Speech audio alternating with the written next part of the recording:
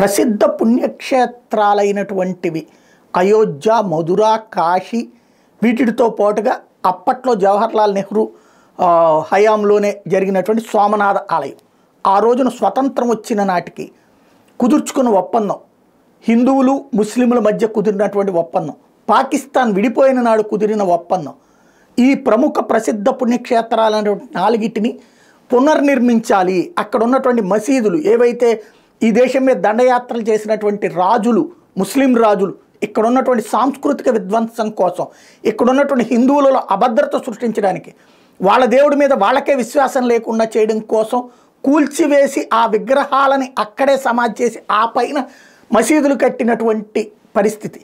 దాన్ని తిరిగి పునర్నిర్మించడానికి ప్రముఖమైనటువంటి 4 సోమనాథ ఆలయం పునర్నిర్మాణం జరిగింది. అయోధ్య, మధుర, కాశీ వదిలేశారు.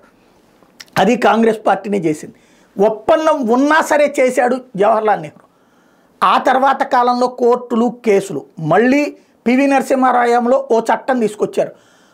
స్వతంత్రం వచ్చే నాటికి ఎట్లా ఉంటే అట్లాగే, అవి మసీదు అయితే మసీదు, అవి గుడి అయితే గుడి, అంతే ఉంచాలి తప్పించి మార్చడానికి వీల్లేదని.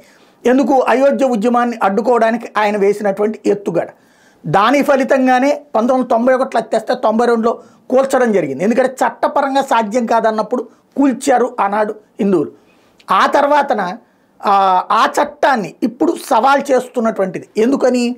అయోధ్య తర్వాత ఇప్పుడు అనేక ఆలయాలకు సంబంధించి, మధుర కావచ్చు, కాశీ కావచ్చు, ఇతర ఆలయాలకు సంబంధించి అనేక చోట్ల ఏదైతే కోర్టులకు వెళ్తున్నారు.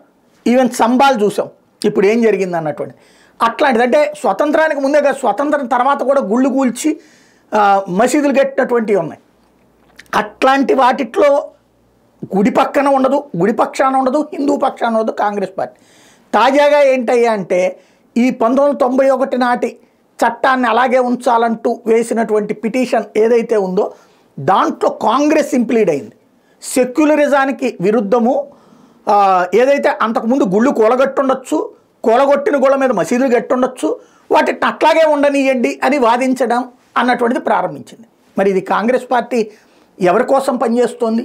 ఇప్పుడు ఏమి దేశంలో ఉన్న మసీదులన్నీ కూల్చమంటలేదు, లేదా దేశంలో ఉన్నటువంటి చర్చిల జోలికి పొమ్మంటలేదు.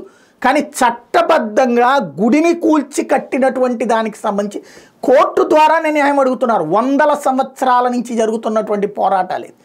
కానీ హిందువులకి అన్యాయం చేసిన దాన్ని సమర్థిస్తూ చివరి కనీసం పోని ఈ గొడవలన్నీ కూడా వచ్చాయి కాదు, ఆ 4 కనుక పూర్తయి ఉంటే, అయోధ్య, మధుర, కాశీ పూర్తయి ఉంటే అసలు ఈ గొడవలన్నీ వచ్చాయి కాదు. సరే అంతకుముందు జరిగినాయి జరిగిపోయి అని. కానీ ఆ తర్వాత కదా సంబాల్ లాంటి గుళ్ళు కూలగొట్టినటువంటిది, కూలగొట్టి మసీదు కట్టినటువంటిది. మరి వాటిని ఏం చేయాలి? ఇప్పుడు ఓవరాల్గా మైనారిటీ బుజ్జగింపు, హిందువులంటే కనుక కులాల వారీగా మనం వాడుకోవచ్చు, హిందువులంటే వెధవాయత్వంలాగా మనం ఏం చెప్తే అది పడుంటారు, వింటారు అనేటటువంటి ఒక విచిత్రమైనటువంటి ధోరణికి సజీవ సాక్ష్యం తాజాగా ఇంప్లీడ్ అయినటువంటి కాంగ్రెస్ బ్రెయిన్.